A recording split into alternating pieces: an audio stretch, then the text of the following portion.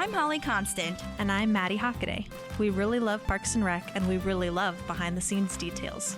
So we're researching everything from DVD extras like deleted scenes and commentaries, plus interviewing cast and crew who actually worked on the show. We also bring on guests and friends to geek out about everything parks. So join us, you tropical fish. This is literally the best Parks and Rec rewatch podcast. We're your park pals. There's a park and some pals, and there's also therapy too. Hello, friends. Hello, Park Pals. We're taking a little break this week, so I'm going to be re-releasing this amazing episode from Cooper Thornton, a.k.a. Dr. Harris. The timing is perfect because the last episode in I'm Leslie Knope, he comes on and he says that Jerry has the largest penis he's ever seen, which we talk about in this episode, okay? So please enjoy this. Please take some time to rest. I feel like everybody is just in the processing mode and the driving mode and like, let's finish everything. But take some time for yourself, and I hope that we can help you do that in some way by just relaxing. So you'll get to hear, you probably are hearing Phoebe right now, but you'll also get to hear Cooper Thornton and our original, interview. I'm not going to say anything else. Please follow us on Patreon. We want to have a community, so please follow us on Patreon. That is $8 a month, and it's so, so cool. You'll get to ask questions to people like Cooper Thornton. And what we'll also do is have you review our podcast if you haven't done that already, okay? So please take a listen, please enjoy, please respond to any sort of messages or anything, like just talk to us, because we're lonely and we want to hear from you. Okay, thanks so much for supporting us, and here's Cooper Thornton and our episode and our intro and our outro. Thanks, Dr. Harris. Thanks, Cooper.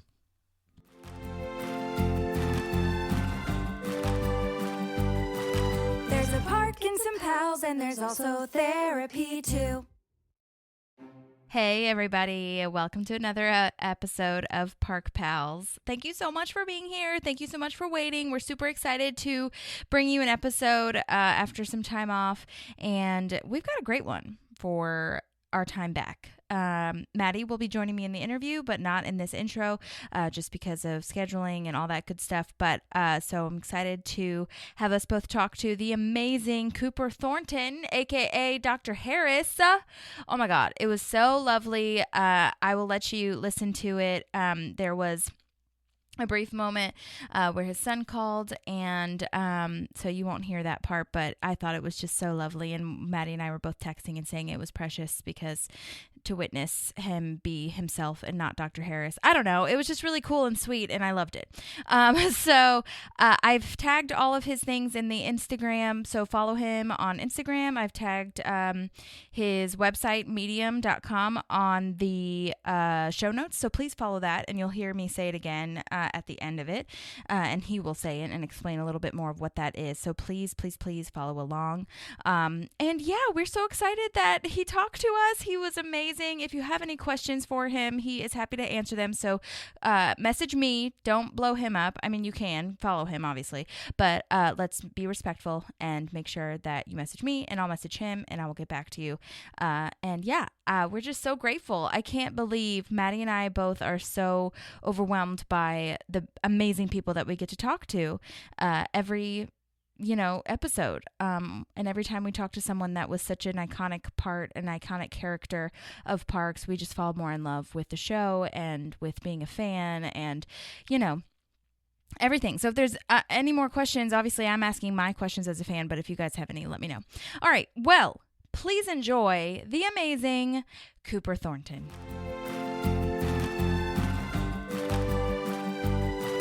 There's a park and some pals, and there's also therapy too. Hello?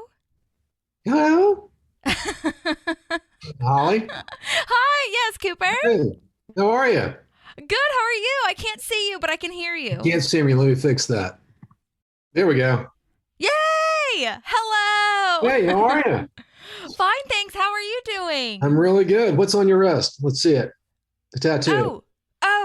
I've got, this is Zoe. I guess it's backwards. Zoe in Greek is life in Nice. English. Nice. Yeah. I studied abroad in Greece, and I just really connected with the culture. So I was like, I have to get a piece of that on my body. And what's the other? This is a whole note in music, like on sheet music. It's a whole note. Yeah. So Yeah.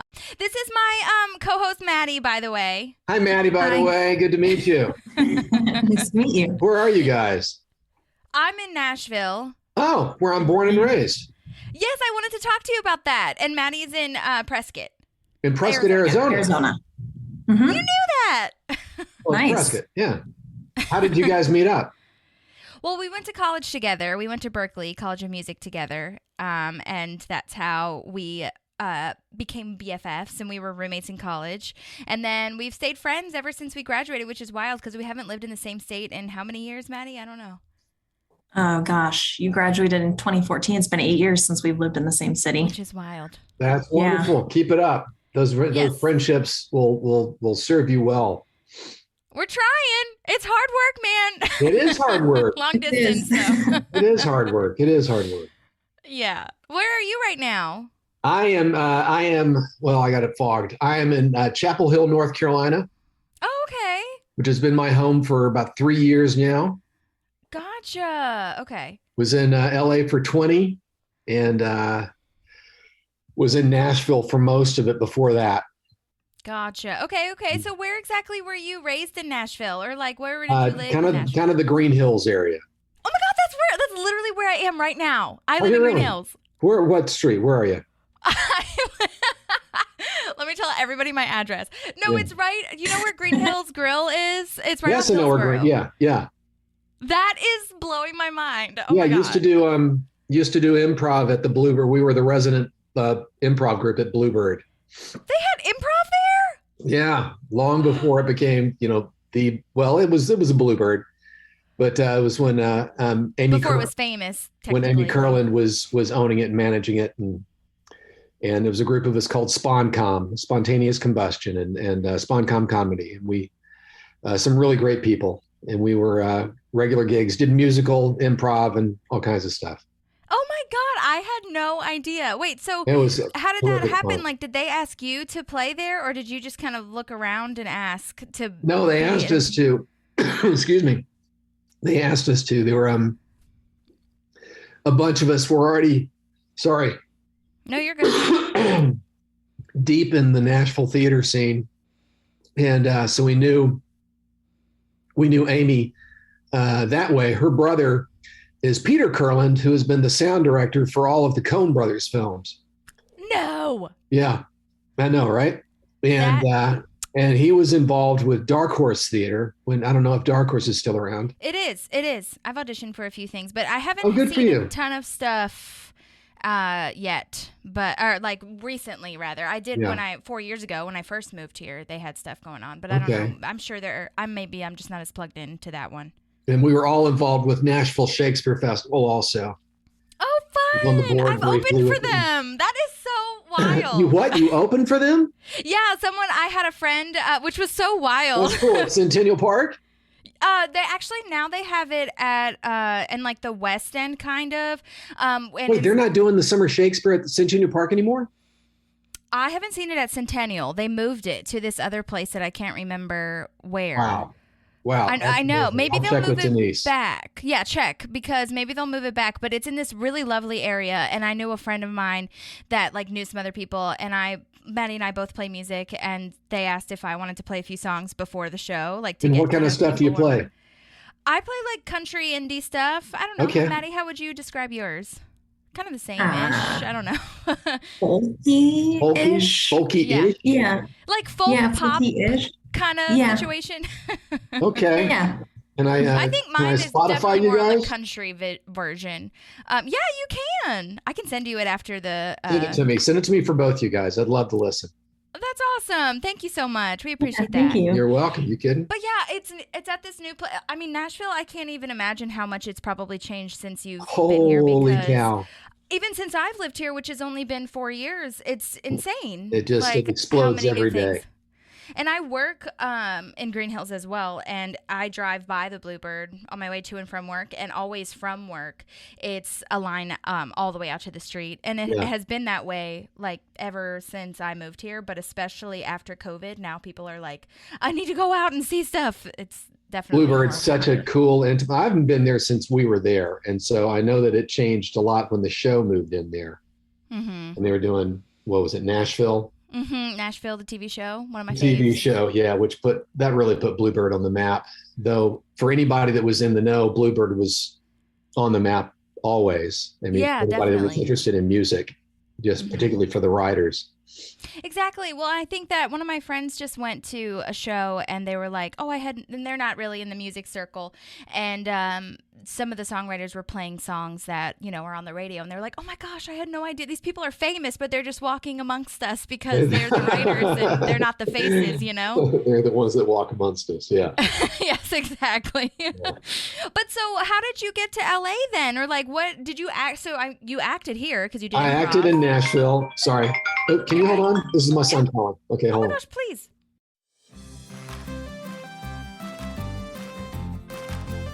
So cute. How old's your Oh, son? thank you. That was my goal, just to be cute. He did not think that was cute at all. This is my 14-year-old that's signed up for a swim meet tomorrow that's not wanting to do it. So I got to figure that out. Oh, Got to that figure that sucks. out. Yeah. Oh. Maddie did swimming when she was in high school too. So she Did you?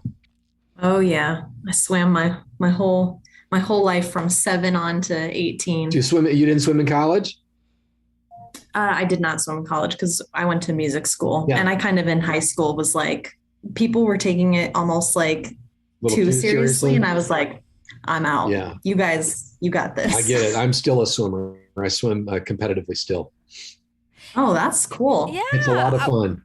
Oh my gosh, I know. I was looking up so many things on your bio that I want to talk about. Okay, we checked Okay. off Nashville, Okay. kind of, but you were talking about LA. So, and how What you got me kind of out moved there over was looking to pursue TV and film, and Tennessee didn't have a lot going on. North Carolina didn't yet have anything going on, really. Georgia didn't begin to have anything close to what they have going on now. And so really, if I was looking at TV film, it needed to be LA. Right. And Were so you doing any sort of like student films and stuff out here? But there wasn't a lot of that either. There wasn't really, none of the schools really had a film industry, had a TV film industry. And so there weren't kids looking to cast student films. I got my card when I was still out in Nashville. It was, I think it was on a Reba film. Oh my God. Yeah, she's a smart lady. She is. She one week paid everybody in $2 bills so that for years, if you got a $2 bill, you knew it was because Reba had done this film here. And it was a way of showing the Nashville market the ripple effect of bringing the work in. Wow. It was a very smart thing for her to do. Yeah, I feel like her and Dolly are both so business savvy. Oh my goodness. To creative. Like, it's amazing. And Dolly was my other TV movie that got me my card while I was out. Oh my God. Was that here or is that in Sevierville, where she's from? It was good for you. I did a commercial at Dollywood. Oh my God. but, Amazing. But no, the TV film I think was in the Nashville area. Okay. Yeah. Gotcha. Okay. So then did you know anybody in LA before you started, or were Not you a one soul. of those classic people that were, Not a soul. No, I went out there cold.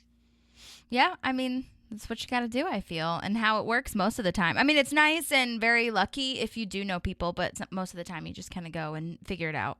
And hit the ground running and plugged into a bunch of more improv out there.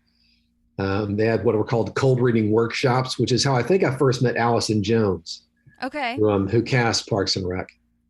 Yeah, do you remember your audition and how I do. exactly you got to be a part of the show? I do. It was a one-off for Dr. Harris. And it was pretty much just not verbatim what I did on the show, because I improvised what they kept on the show. That's amazing. A lot of it was improv. And I think that's what got me back on the show, was because I made this guy. I thought it'd be funny if Dr. Harris just really could care less about people. Yeah.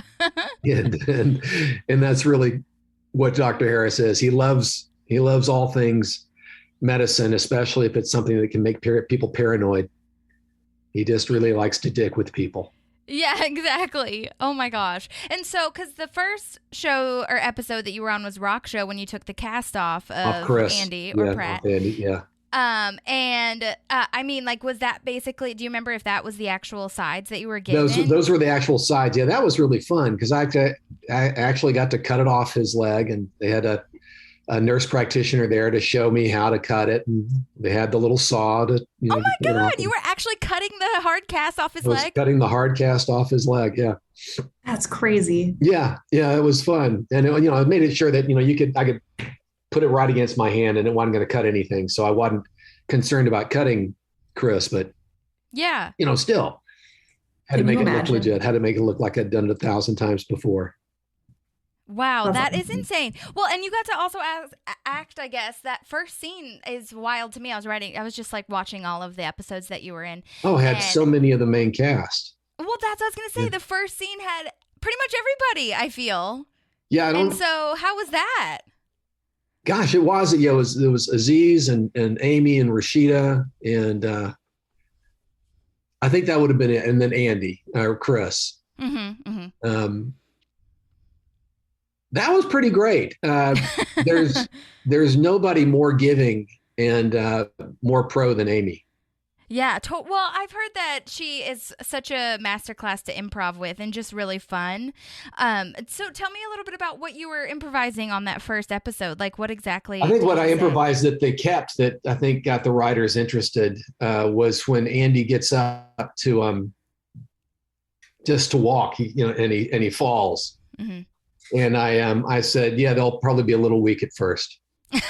Just- You're like, but yeah, with no effort at all to go down and help him, no Right. concern. Everybody else jumped to his aid. right. I was just, if he's That's stupid so enough to try to good. walk on it, yeah. A little button. So in that first audition, were you given that kind of direction, or was that kind of an actor choice on your end to be a little bit more dry with it? No, it was just my choice. Oh my God. So That's he great. wasn't like, the description wasn't like saying he's a dry doctor. Oh no. But there was something in the lines when when Amy asks if she can have the cast, and I say, yeah, though it's a fairly disgusting request.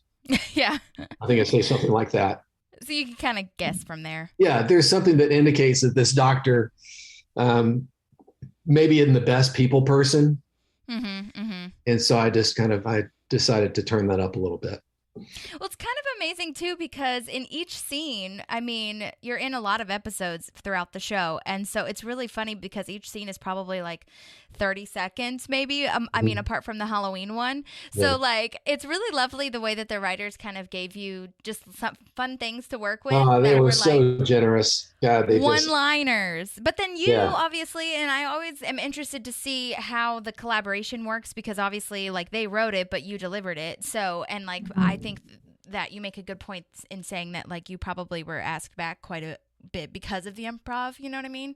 yeah. So I'm always really interested in hearing like the logistics. We're always interested in hearing like what improv. There's a lot of writing you know? that happens right there as you're shooting it. Mike Schur or others would shout out, "Okay, now try this line or try this line, or that was good. Do that one again." There was one where, again, Andy was in the hospital all the time. He was always doing something stupid Yeah. or he'd Right. get injured, and I said something about him recommending a helmet.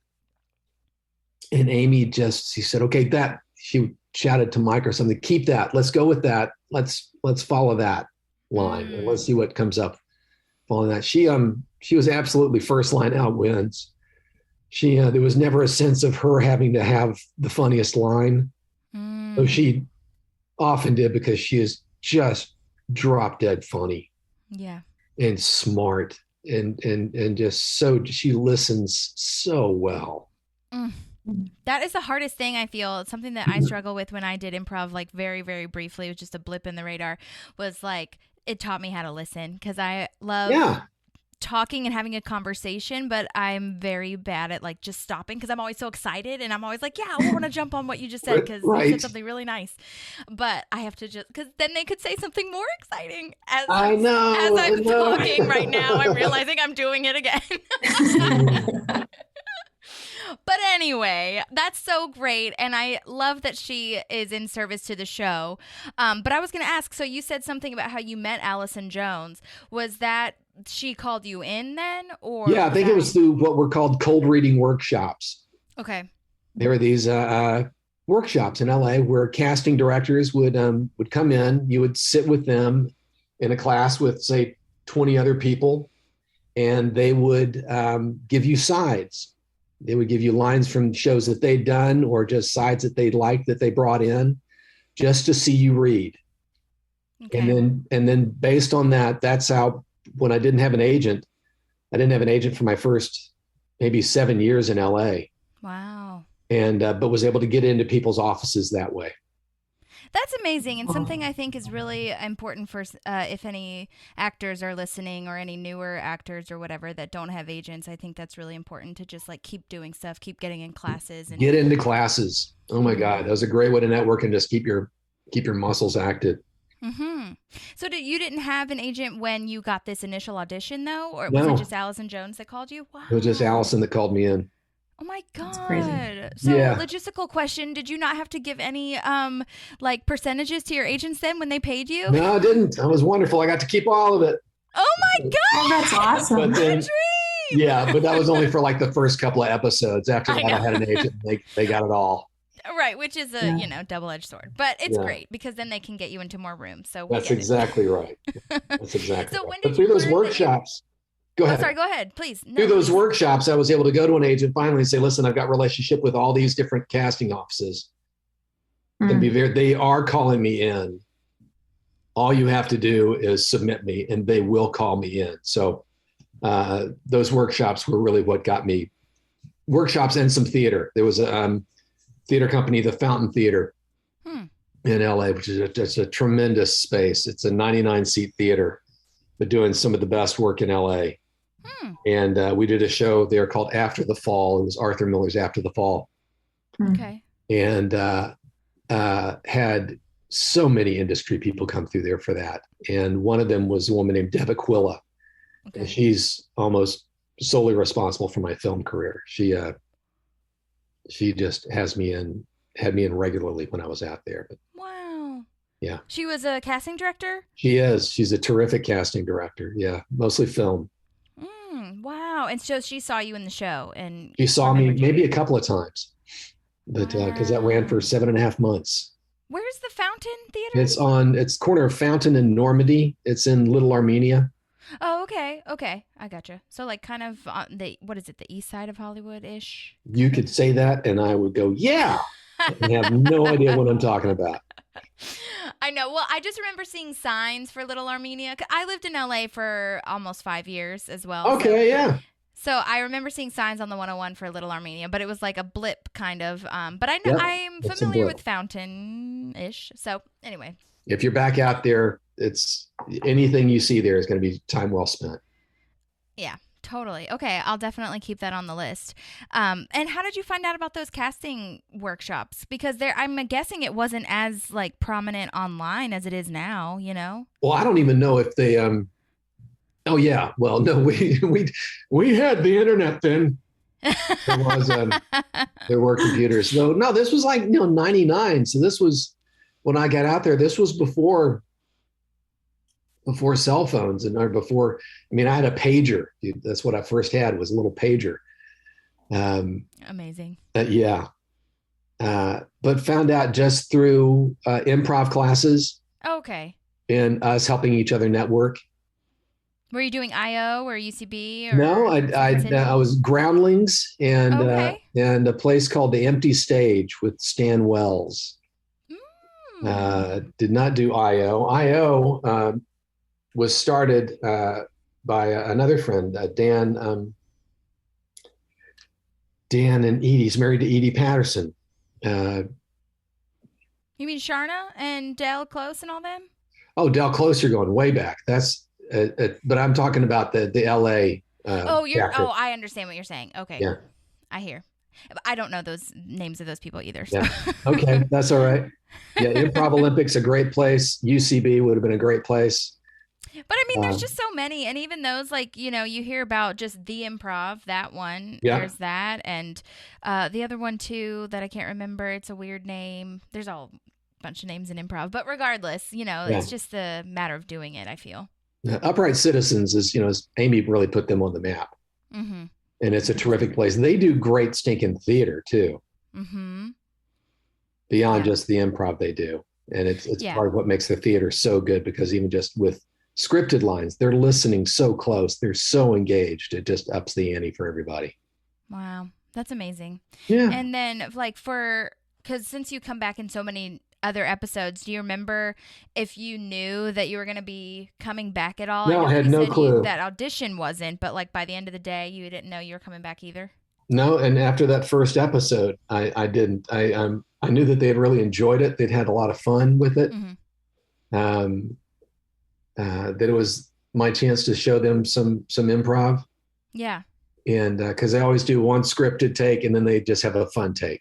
Yeah. Or several takes. But no, I never knew one shoot to the next if I'd be back. And so there was no kind of guaranteed arc for Dr. Harris or anything like that. I think, the most I had was 2 episodes in one season. I was in every season except for one. Maybe a couple of seasons where I was in 2 episodes. Yeah. Well, in each of those episodes, was it like, how long, was it just a 1-day situation? Because like we talked about, it was like 30 seconds or something that your scenes were. Yeah. So it was just you go in one day and then come back. I mean, obviously you're preparing and everything. I know it's not just one day, but Well, there'd be a nice long day, but it was usually just one day. Wow. For them, they would have been rehearsing much more, but for my stuff, just come in and knock it out. It wasn't like a live audience sitcom, Mm-hmm. Where you actually rehearse together for the whole week. The studio has to see it, the producers have to see it, Mm-hmm. The writers see it, and then you've got an audience that you do it for, and that's a whole 5-day gig. Wow. Okay. Yeah, that's right. And how was it working with Rashida Jones? Because I feel like that was pretty much your first, like that. You have scenes with her pretty much in not all of them, but most of them are with her because she's the nurse. She's incredibly kind, incredibly gifted, and just she's just gorgeous. She is. She's so easy on the eyes, and it was something about all the rest of the star factor, but for her, she's also Quincy Jones's daughter. Mm-hmm. And that was just being a kind of a fan of him and of everybody he's ever produced. It was like being around royalty. Yeah. Yeah, and everybody that I've heard from that has worked with her anyway, that like interviews or whatever, has said that like she does not come off as royal at all. As far as no, at all. Like you would never know unless she said Not it at or all. you researched it. No, in fact, I'm sure she would hate that. Yeah. No, just every one of them. Amy, Nick, Rashida, Retta, Jim, those in particular, just super unaffected, super approachable, super kind, super laid back. It was, they really worked hard to make sure that even the guests, artists like me who are coming in for just, one-off, walk in and, hey, Cooper, welcome back. So good to see you. We heard so much great stuff about what you did last time. That line was just the best. Let's just have fun and play. It was so welcoming. And there are other shows that I've been on where, the principals just understand it's hard for them to welcome new family members in every week. Sure. But Parks and Rec, and I think they really were just following, Amy's lead. Mm-hmm. That's what they've said. It was just they compare her a lot with Steve Carell, like who was at the lead of the show or head of the show rather, is going to be the one that people follow the most, and like she was just great about it. So that's lovely. Yeah, yeah, she's a super lovely person. Yeah, well, and also speaking of all the people, one of my favorite episodes that I was watching too was when you and Nick Offerman or Ron have a scene together because you guys are in the same sawdust out of his ear. Yes, Yeah. And you guys are like just in the same headspace. And I know I get it. Like for comedy purposes, maybe it wouldn't be a great like friendship because you guys both have the same thing going on. But I would love to see a like mini series of Dr. Harris and Ron being friends or somehow. Oh, God bless overcoming you. I some would love sort of- that. I think, yeah, 'cause if some sort of, anybody, like if they have to overcome. there was anybody on the show that Dr. Harris really synced with, it was Nick. It was Yes. his Ron. And one of my favorite things is you had to Same press on his vibe. belly and then he giggled. Oh, and that's his laugh. That's oh God. Great And impression. try to keep it straight when Ron. That's one of those. Go. Well, Oh, it's ask just, about that. Was it really hard to like keep the straight face because going? his laugh is so infectious and so sweet. Oh and, my and God. he's just such a sweet guy that it was. I had to really have Dr. Harris dialed in. Dr. Harris just, he would not find giggling funny. Right. He adored, this guy who, what was it? Rashida was asking him, how many drinks you have? He said one drink, one shelf. Right. Yeah. Or like he asks, or Rashida says, Anne says, like, we'll have your test results back in a second, like cholesterol, sugar, all that stuff. And he's like, not interested. Yeah. And then he just walks away and you're like, strips your off the line is prescription. He's perfect. gone. Yeah. Just wish all the patients could be like that. I Yeah. really hate it when they ask questions. Really hate it when they ask questions. Yeah. That was Dr. Harris in a nutshell. That's the whole vibe I got from Dr. Harris was, I love the science. I love the medicine. I don't want to be around people. I can't Get me stand out the of here. people. You nailed it. That is, you absolutely got it. Thank you. That's Yeah. Medicine would be great if it weren't for people. Right. Did you ever have an experience like with bedside manner like that with another doctor, or did you you read the lines? I think and you were we've like, all had that bedside experience with doctors who really would rather we be textbooks instead of living people. Yeah. Yeah. So that wasn't hard to draw on at all. My dad was a doctor, but he had a fabulous bedside manner. But no, I love the idea of a doctor who, is there for the betterment of society, but he just would love it if society didn't have to be part of it. right. Yeah. Did you ever want to be a doctor at all since your dad was? and you played this? No, I never did. And it was probably because my dad was, and I saw what that was like. And it took so much time away from us. And I just thought, no, It's a lot. I'm good here. I think Yeah. I'll pursue something where I have no job security whatsoever. Right. Much more interesting that way. Much more interesting. I can Oh my play God. doctors. I get to play lots of doctors. Yeah, exactly. You definitely have a doctor look. We could see that. Mhm. And a doctor look, a lawyer look, kind of the Yeah. bad look. Yeah. Love that. Well, and you also got to act with Rob Lowe when he said that he had tendonitis, or he thinks, and then you think that he has shoulder cancer, or you make that joke about like That's right.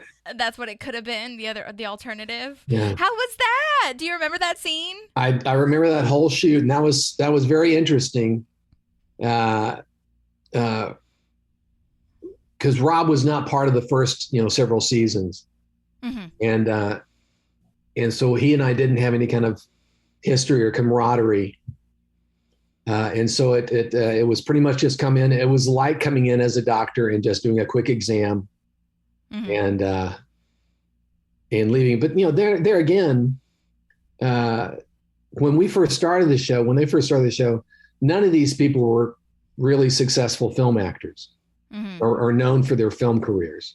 Yeah, it was mostly TV. Well, Rob Lowe anyway, for sure. But Rob really was known. Yeah. Because Because he had the whole he was in a bunch of stuff, but I just remember him always playing like the bad lawyer guy, like in Wayne's World and a bunch of other ones. Yeah. But anyways, continue. Well, Rob was known, and so there may have been a little bit of just this is Rob Lowe. Just something about the name. This is a name. This is really Rob Lowe. I know. Did you have to like get in the right headspace to act with him, or were you more of just like, okay, it's another day, I'm just gonna be casual? No, it's another day. I could be casual, but I could also use any kind of, if there were any, oh my goodness, this is Rob Lowe. I could use that with Dr. Harris as something that keeps me from feeling like I could really connect with this person. Yeah. So I let it be something that is a wall between us, because that's where Dr. Harris would rather there be a wall between him and all patients anyways. That's true. Even if, that's a good call. Like, even if the patient was famous or something, like in the show's reality, like Dr. Harris would be like, whatever. Whatever.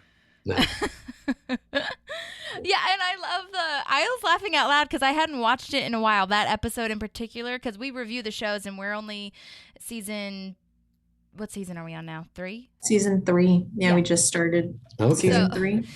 So, but I hadn't watched the tendinitis one in a while, and that's when Rob Lowe's character is like, Dr. Harris, you are literally the meanest person I've ever met. I was laughing out loud. I was like, and I laughed at it because I loved the way he delivered that. He had a great character.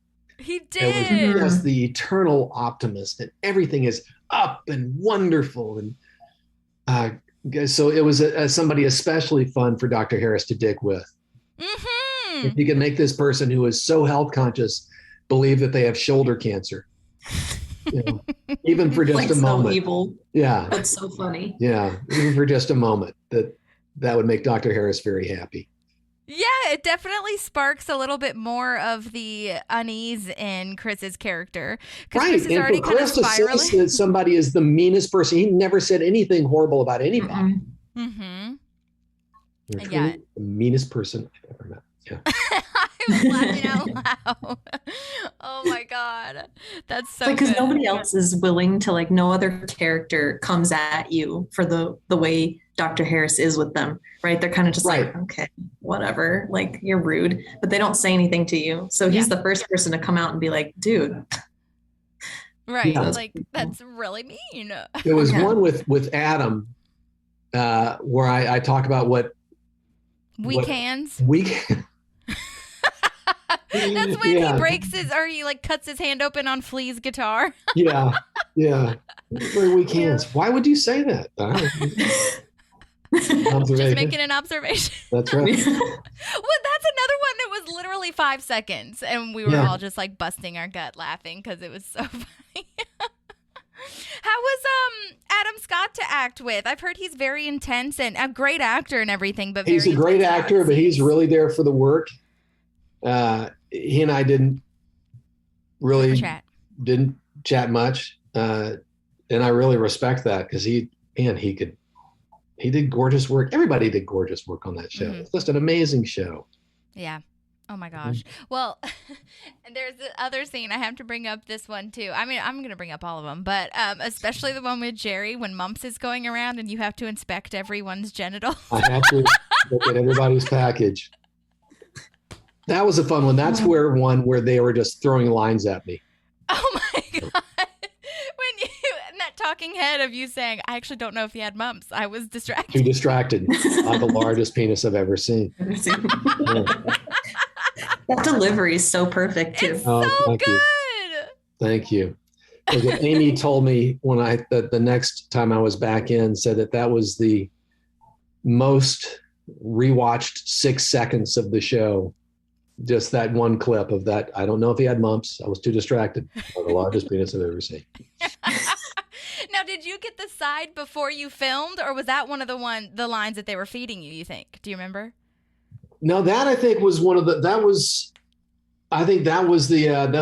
were the lines. Those were the actual lines. There were other lines like and I worked on a farm, as well. Oh, so that would have been hilarious. I've seen big ones, but this one, yeah. They just kept, okay, now say this. Okay, now say this. Oh my God.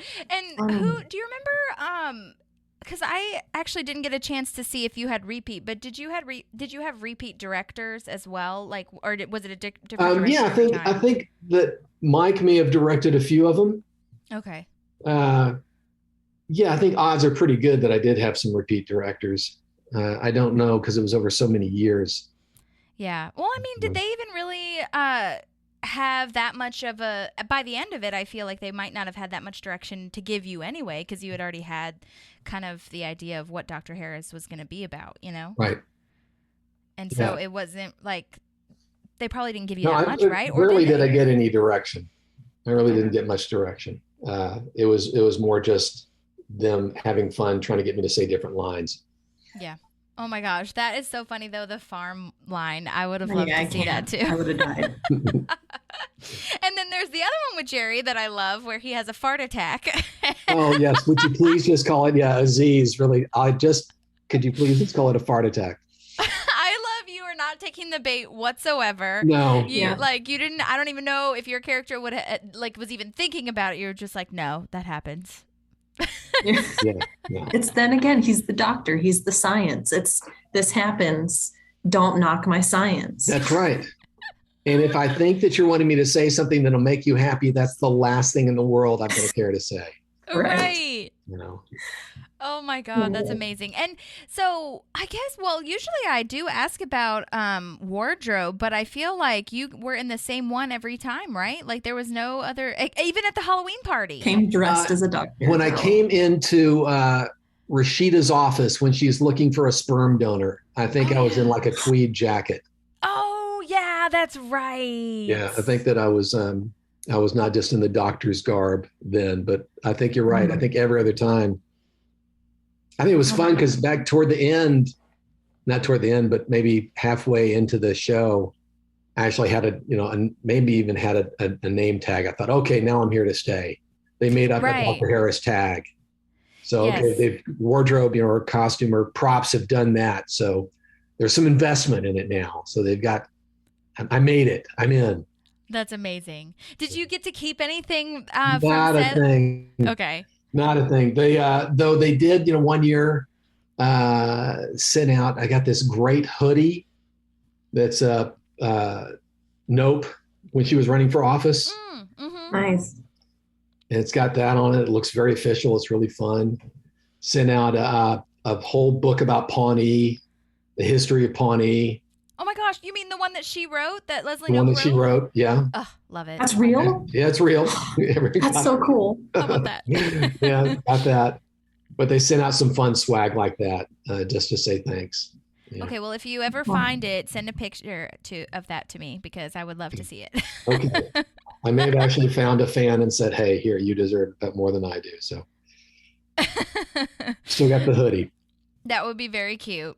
Yeah. Well, and I also, okay, so on your IMDb, there it says that you were in the office in Phyllis's wedding. Is that real? Did that get that's cut? real. Yeah, that's Okay. real. Can you explain this to me? Because I don't remember you being in it. Did they cut It's your because scene? you gotta look at the extras. It was a scene between me and Pamela. And I am You mean Pam? Pam. Her real name is Pamela. Yeah, Pam. Anyway.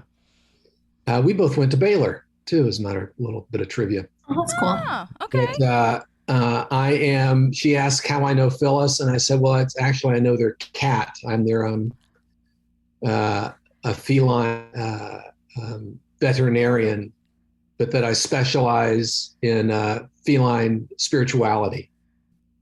What? And, so that's where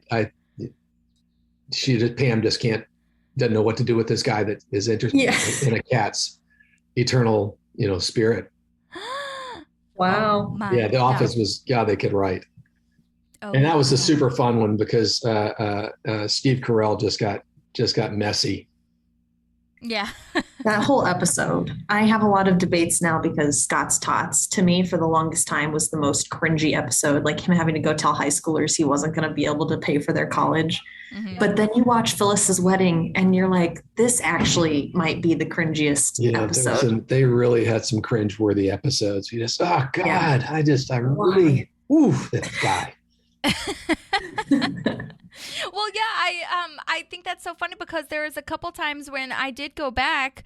The first time when we reviewed Rock Show, the first time I saw that on your IMDb, and I was like, "Where in the hell is he?" And so I will go back and I will look at it. But I also should probably buy the DVDs for that one too, so I can see the deleted scenes. Which is funny because in real life, I bet Jenna Fisher, aka Pam, would really be into a feline spirituality mentor person. Yeah, she loves cats. She would, and Phyllis may also, And Phyllis, that Phyllis had been the casting director for the show.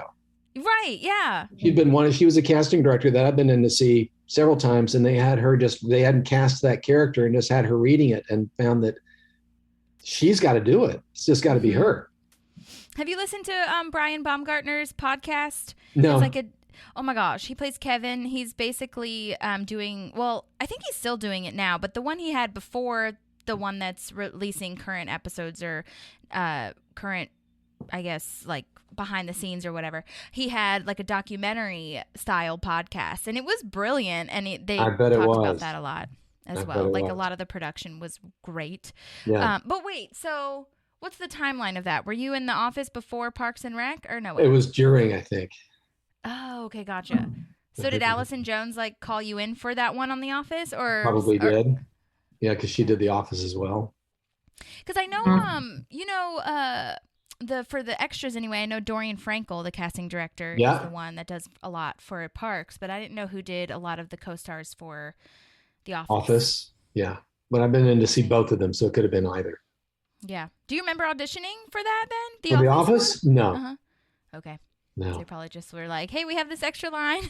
No, the only thing I remember auditioning for, actually, The Office, it was more of an audition because there were 2 or 3 scenes where they came back to me and Pam. Mm-hmm. So they really had to just decide, we can't have just a little bit of this. It goes from this guy first introducing himself to Pam. They're seated next to each other at a table. And to where he asks her out, and she just, says, no, I can't. I'm actually intimate with someone. And he says, oh, I'm sorry, I didn't see the ring. She said, well, we're not actually married. And then my guy says, oh, I'm sorry, Phyllis neglected to tell me about your promiscuity. Oh my God. Where is the scene? I'm so sad they had to it's in the extras. You can find it in the extras for Phyllis. I'm going to watch it. One of the only auditions I remember was for Curb Your Enthusiasm. Oh, how'd that go? It was actually with Larry David. And so he just went in, and they just want to see, can this guy improvise? Because there's no telling what we're going to have the show be about. Mm-hmm. So I just sat, and the two of us just said, improvise about this. Oh, and that, you talk about sweating my brains out. Totally. Well, wait, which season did you audition for? Oh God, you're asking me. I have to pull up my IMDb. So basically it wasn't the first season. It was it was already been on for a while. Yeah. Okay. Yeah. Do you remember what you were improvising about at all? No, the scene was about me wanting to rent an office in his office building across the hall from him. And he really liked not having anybody there. And so he plays somebody that has cerebral palsy. Hmm. Yeah. He just said, I know I'm going to hell for this. It was so offensive and so spot on and so funny, because he was just trying to make it so uncomfortable for me to even entertain being in this office across the hall, because this guy with cerebral palsy was going to want to have lunch with me every day. We were going to be best friends. That was his, that's where he went. And so I had to just, okay, this is where we're going. We're going to a really dark, horrible place. That's what I was going to say, because oh my God, it's definitely not like a lighthearted thing to think about or improv about. No, not at all. And that's where he decided I know I'm going to hell for this one. Oh my God, that's wild. Oh yeah. Did you ever? Larry Charles directed that. Who directed? Help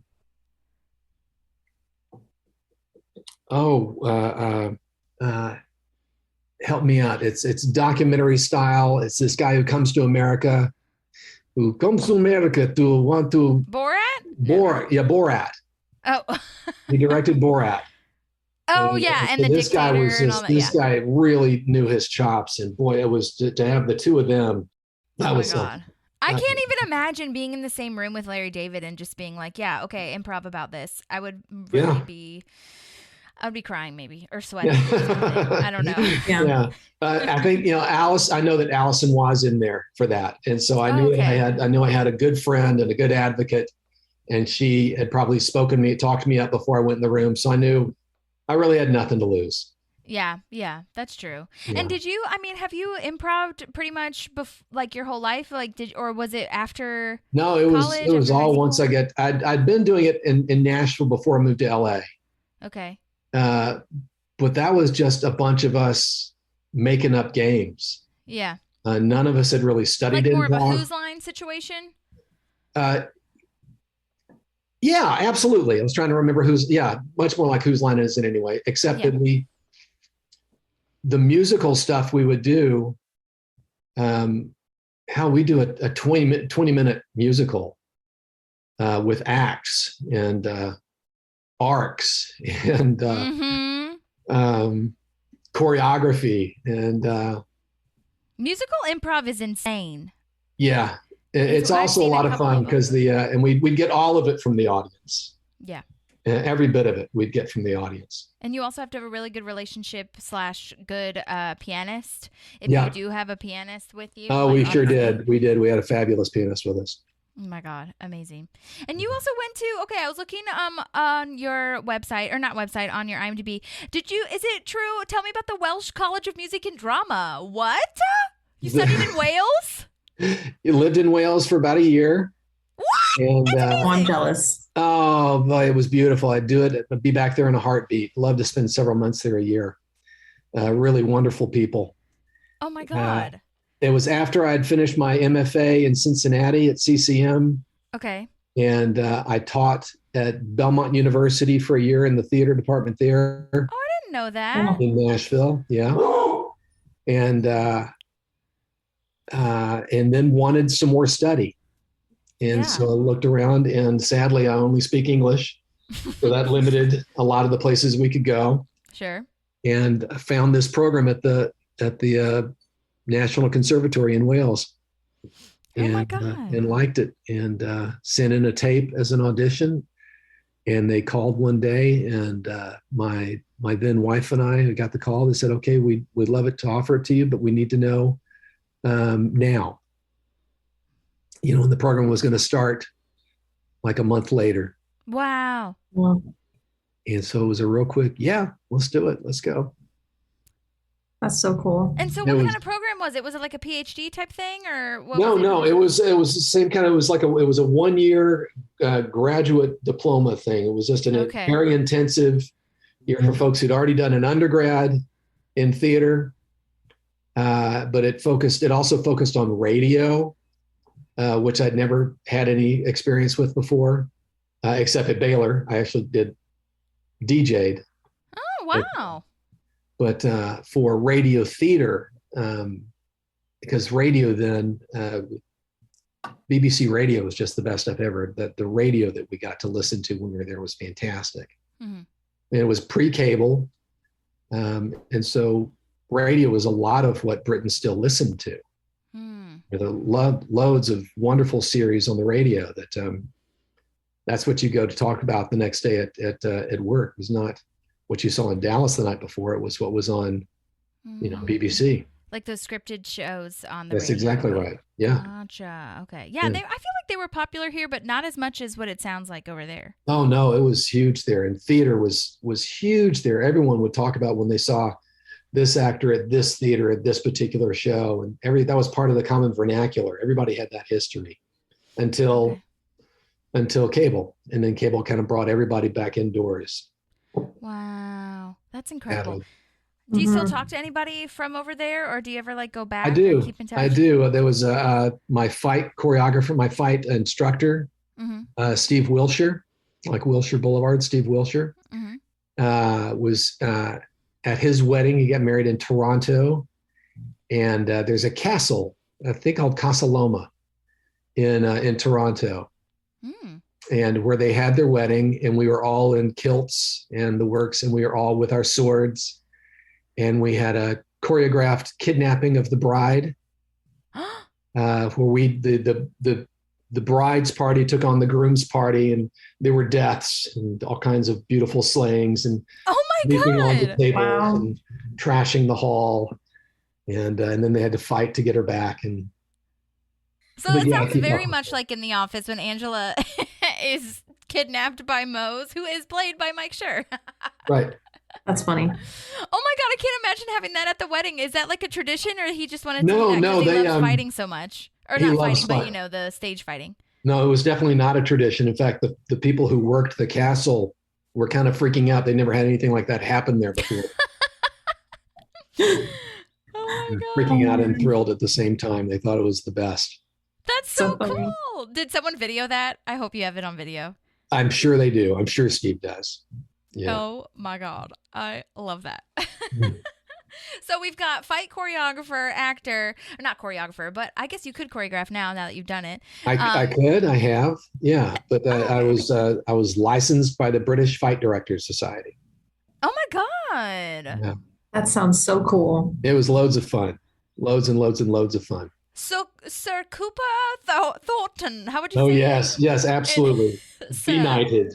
I can't do a British accent with the R's. It's not right. It was close. It was good enough for me to know what you were doing. Anyway, yeah, exactly.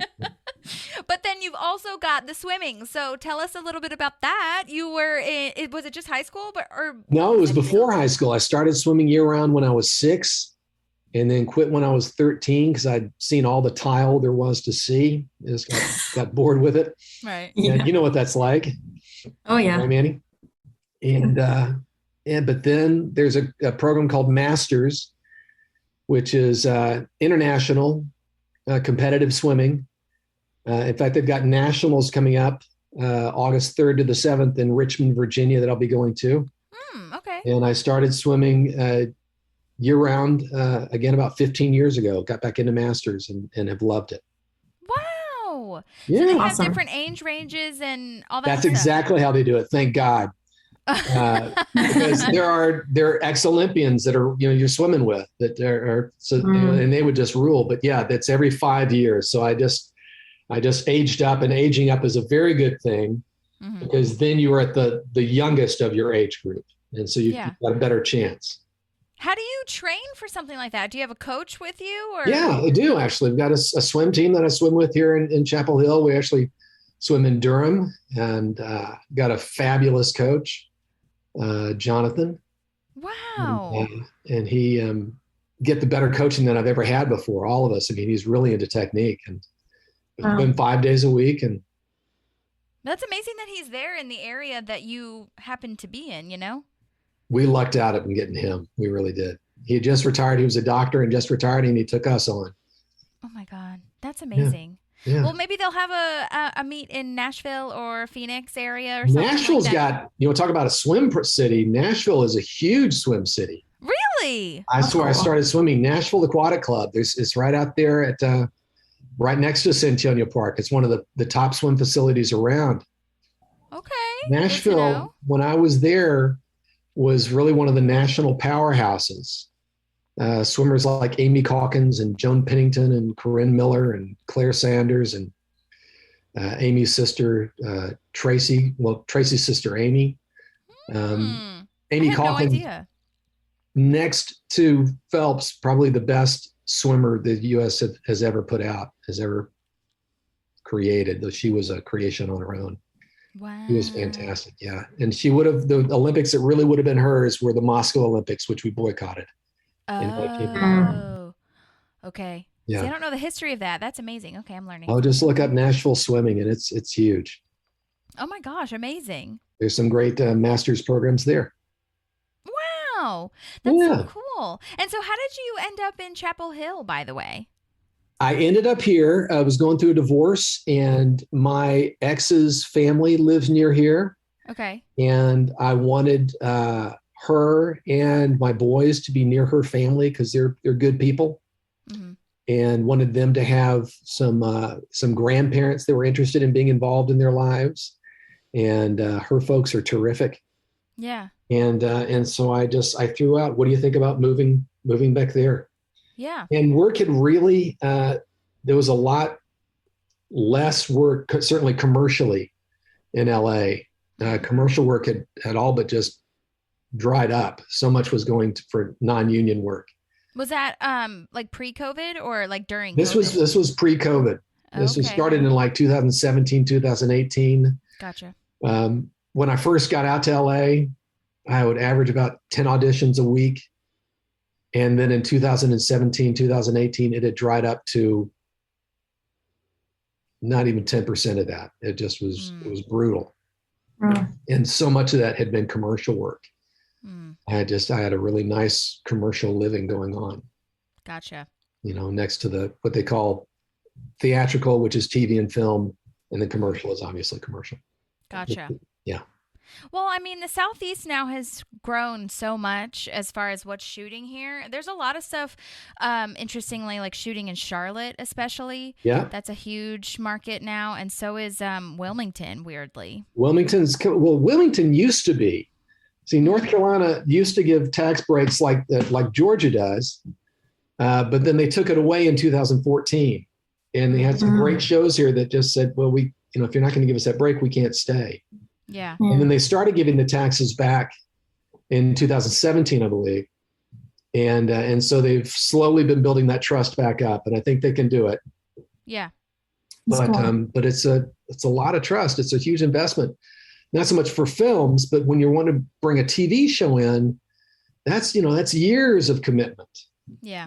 And that's folks that have houses and folks that have kids that are going to be put into schools. And so that's a big investment. You really want to trust that the state that's inviting you in is there for the long haul.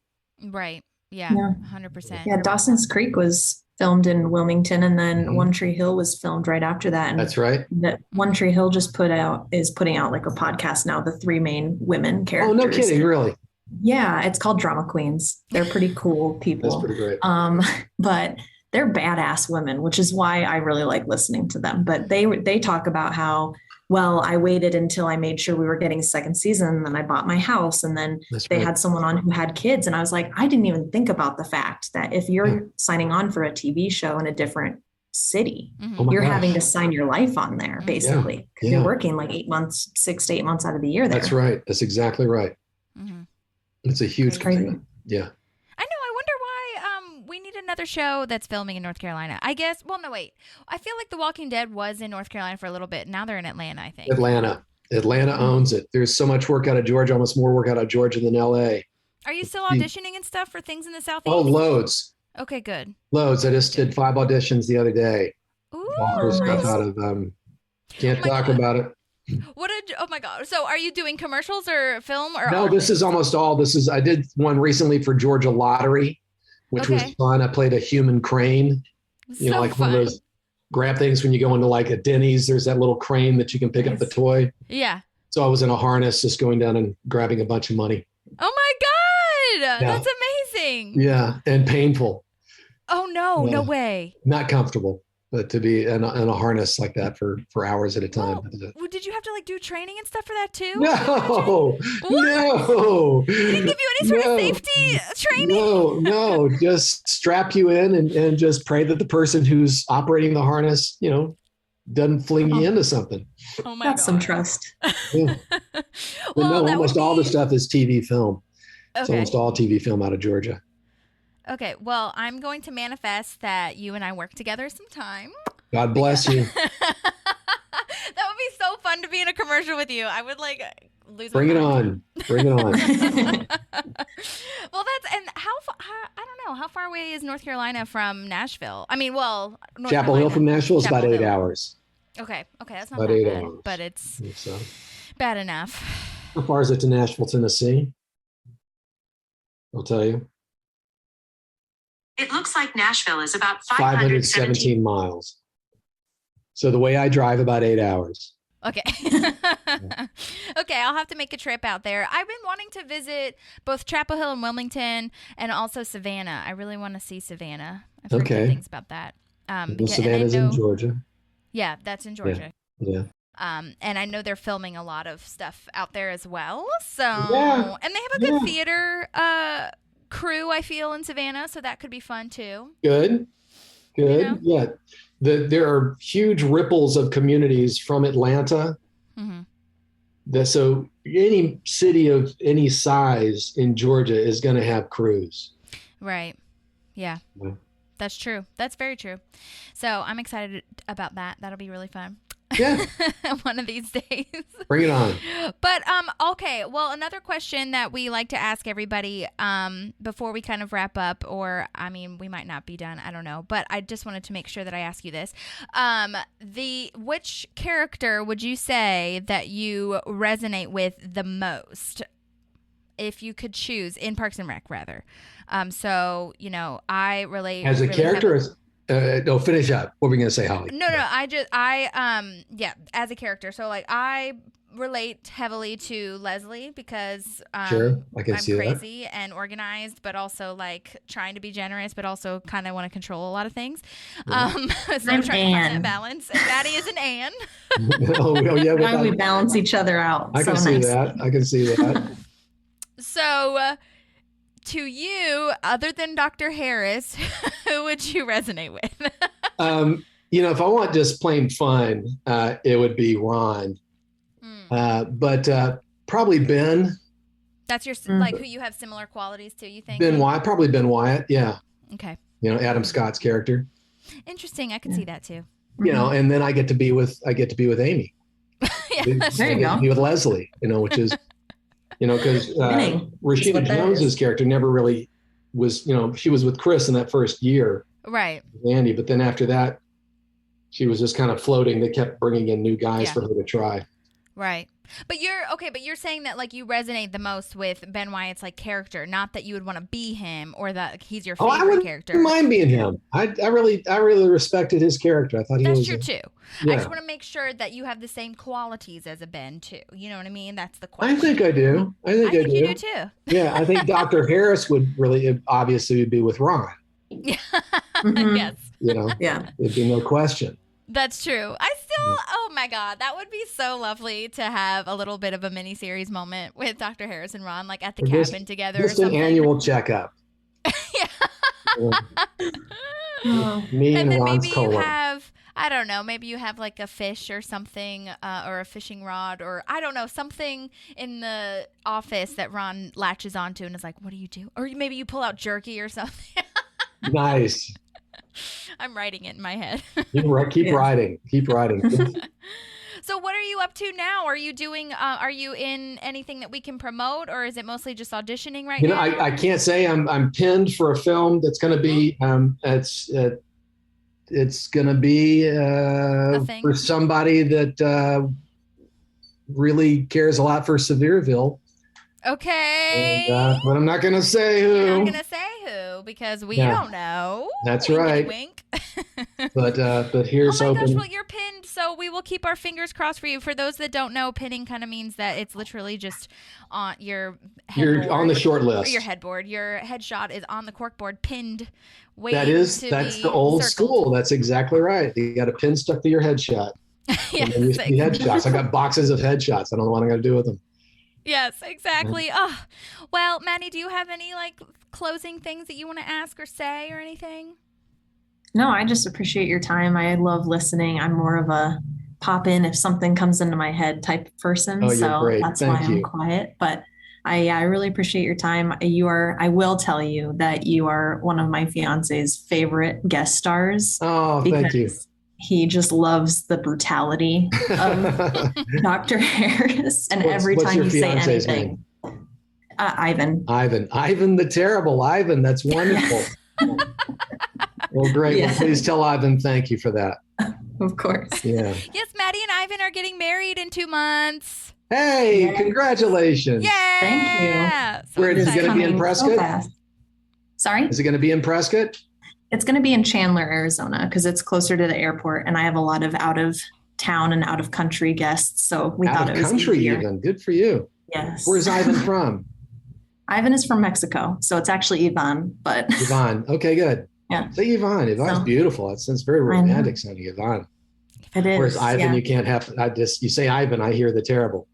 Right. Yeah. Well, a lot of people are like, "Are you Russian?" I'm like, "Are you looking at him?" Right, That's right. Oh my God, that's amazing. But yay. Okay, well, Cooper, we've taken up way too much of your time and You're great. Hadn't even noticed. Oh my God. Well, thank you so much for coming on. This was so fun. I also I gotta say, I love when people's characters are so vastly different from who they are as people. It just like. Oh, and thank goodness in this case. I know, right? Well, it's just so lovely to see, especially as an improviser, for you to see the different characters that you bring to light. And we just like love the guest stars on Parks and Rec, not only in real life when we interview them and how amazing they are, but just like the quality that it brings to the show of creating this like community of Pawnee. It's like incredible. And it blows my mind that you weren't really given direction in that initial like audition, that you just kind of did that and it stuck and it was perfect. I was very lucky. I love it. Well, it's a mixture, right? Of luck and hard work. Luck and hard work, luck and preparation. Opportunity or whatever the hell that saying is. That's right.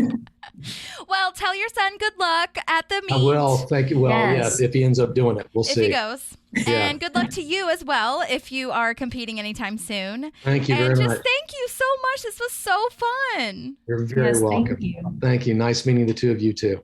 Hope you have an awesome day. And if anyone has questions for Cooper. Oh, wait, Cooper, do you have like an Instagram or anything that I can tag you in? Or Twitter?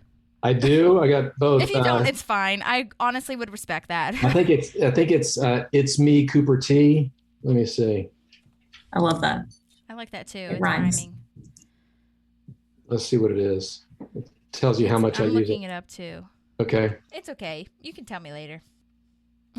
Yeah, send me a line asking, and then I'll get it back to you. Okay, that's perfect. Because we'd love to tag you so that people can follow you. But if anyone has any questions for you, then they can message me and I will ask you. And I would love that. That'd be great. Bombard.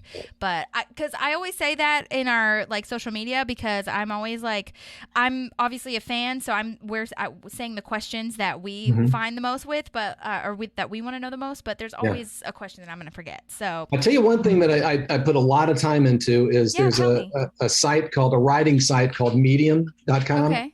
Okay. And I've got a lot of essays up on that, and a lot of them about a battle with depression. Oh my gosh, I love that. And so just really want to help remove a lot of the stigma around that. That's amazing. And so there's a bunch of writing up on medium.com. Okay. I'll tag that in the show notes. There you go. Yeah, so that people can. That is amazing, and I love that we're kind of in this shift now in the world where we're able to really discuss it and make sure that it's not something that is about shame or any sort of problem, because we're humans. Yes, we are. But I'd love to read those essays. That would be great. So please do. I'd really appreciate that. That. I'd love you to. Let me know what you think, and I'd appreciate that. Yay!